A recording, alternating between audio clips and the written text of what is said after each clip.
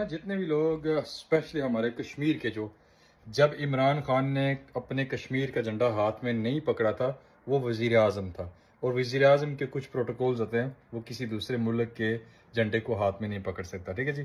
लेकिन ये बात कुछ लोगों को समझ में नहीं आती। लेकिन यहाँ पे देखें, ये फोटो नीचे में लगाया हुआ मैंने, इसको जरा गौर से देखें। वो गैरतमंद कश्मीरी जो कहते थे कि इमरान खान ने कश्मीर का झंडा अपने हाथ में नहीं पकड़ा, ठीक है जी। यहाँ पे देखें आपके अता बंदर साहब, अता तारड़ साहब के पाँव में झंडा पड़ा हुआ कश्मीर का। कश्मीर के झंडे की बेहुरमती की पुरजोर मजम्मत करते हैं।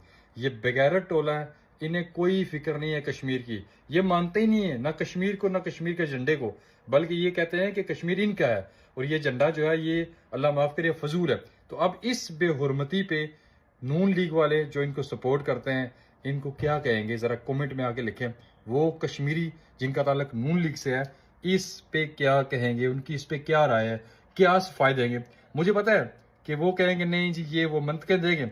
अब मैं देखना चाहता हूं कि किस हद तक हम लोग गिर जाते हैं अपने लीडर्स को डिफेंड करने के लिए, और जब अपनी बारी आती है तो उनको बैकअप करने के लिए। तो आए डिफेंड करें, डिफेंस में क्या क्या कहेंगे भाई।